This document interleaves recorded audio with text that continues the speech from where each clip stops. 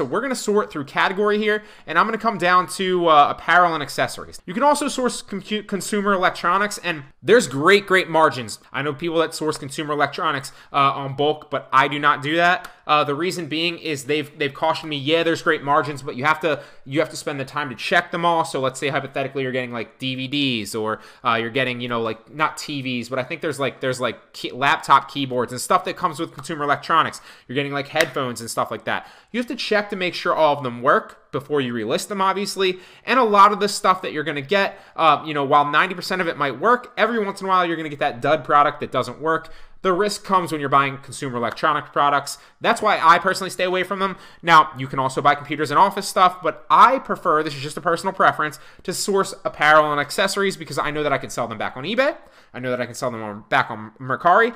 And I know that I can sell them for a high return on Poshmark because I know it sells well on Poshmark. So we're going to sort through, let's go price low to high here again. And I'm going to scroll down because I know that the majority of good things that I can find, you know, like things that haven't been opened yet. See, these are unexpected returns, which basically means that you can get new products, but you could also get things that, you know, people have tried on or have been used. So this is a good deal, but I'm just going to sort a little bit further down so that I maybe can get, you know, something that's brand new. Unexpected returns, uninspected returns. Let's keep going. Brand new, here we go. So 9 items brand new, that's a bad one. Uninspected returns, uninspected returns. I'm going to show you a good example of one that I can flip for a great profit. Brand new, 72 items. Let's check this one out.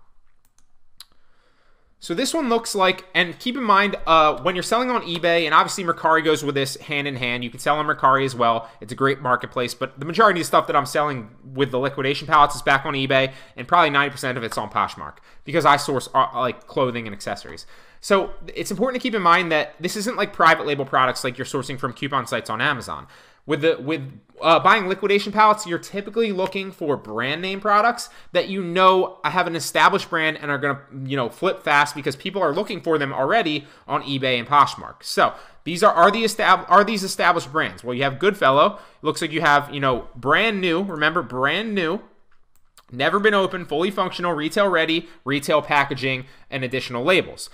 So all these are brand new. You got 73, or was it 72 items from this, and it cost me $137 to my door because it's $30 shipping, and it's $107 for the lot price. Now, they suggest that the retail value of this is you know, $1,000 roughly. Let's check and make sure that this is something that I want to buy. I already know this is something I want to buy, but let's just check. So you got brand names in here. You got Goodfellow & Company. You got Sugar Fix. I've never heard of this. Bobble Bear, never heard of that. A New Day, never heard of that. But it's important to keep in mind that all these are brand new accessories and clothing items that I could flip back on Poshmark for a ridiculous profit. Because, as you'll see here, it costs $137 to my door. You get 72 items in the lot for a total of $1.90 per item. So it cost me $1.90 to get 72 items, brand new, retail ready, brand name products to my door. The reason that you're able to get these products at this price with brand names is because, let's take Walmart, for example, or Target, for example, or anything like that, any retail store that has products like that and can't get them off the shelves. They're a lot like Walmart, for example, is a publicly traded company, so they want to, you know, keep their revenue high. They want to keep their margins high. If they can't push a product, if it sits on the shelf for a while, or maybe they bought, you know, 200 of a certain item and they can only sell 50 per month. Well, what they're going to do is to make sure that they're still keeping their revenue up, they're going to sell off a number of those products that they can't push. Or, you know, maybe sometimes if you have like, this isn't for this case specifically because these are brand new, but sometimes if you have like uninspected returns, if it's like a shirt that was supposed to have like 3 buttons but only has 2 buttons, that's why they're going to ship that off to a liquidation pallet site. So in this case, these brand new items were most likely things that Walmart couldn't push. Obviously, Walmart didn't sell these, but just an example. Are examples of items that store couldn't sell, so they sold them at a very, very, very big loss to, you know, a liquidation pallet site like Bulk, who then flips them for a slight profit to you, who then can flip them and do all the legwork in selling them online, hence the online arbitrage with liquidation pallets to make a ridiculous profit. So if, you know, this hat, for example, right here that you see, maybe they got 200 of those and it cost them $5 to make them and get them manufactured.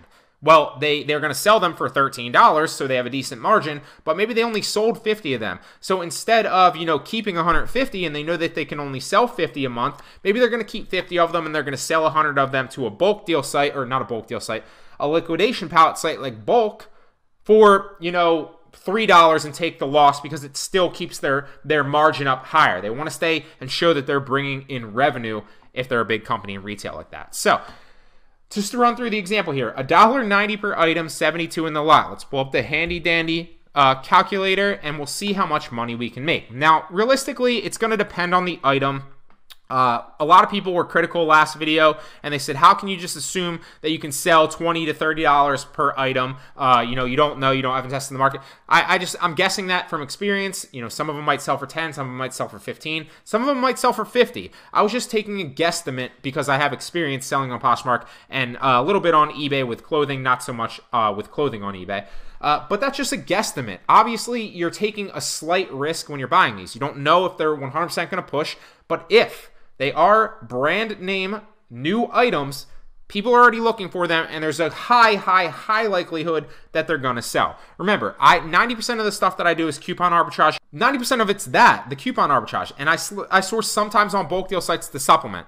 But I've been testing out liquidation pallets recently and seeing that they are 100% a viable way to make money with online arbitrage. Let me show you why.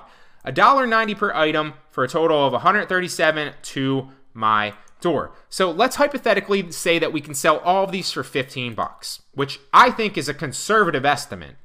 So 72 times 15 equals 1,080 bucks. So then we're going to take off the 137 because that's what it costs in my door.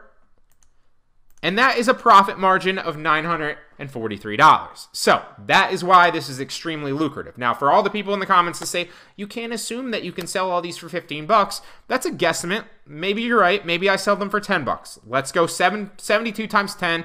We always obviously know that's 720, but just for the sake of showing you, 720 bucks. So I make 720 bucks if I sell all 72 of these for $10, which is a ridiculously low price on Poshmark for brand new, brand name products, because people are on there just ready to buy. It's crazy. I'm telling you, try it out if you don't believe me.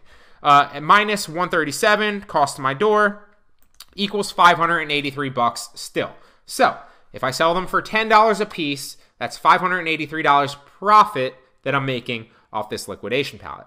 That's why I love bulk. I love bulk so much more because it shows you a lot more things. In my opinion, there's a lot more categories, and if you don't want to source clothing and stuff like that, you don't have to. You can source electronics or play with other stuff.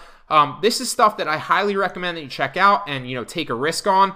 It costs you $37 to get 72 items to your house.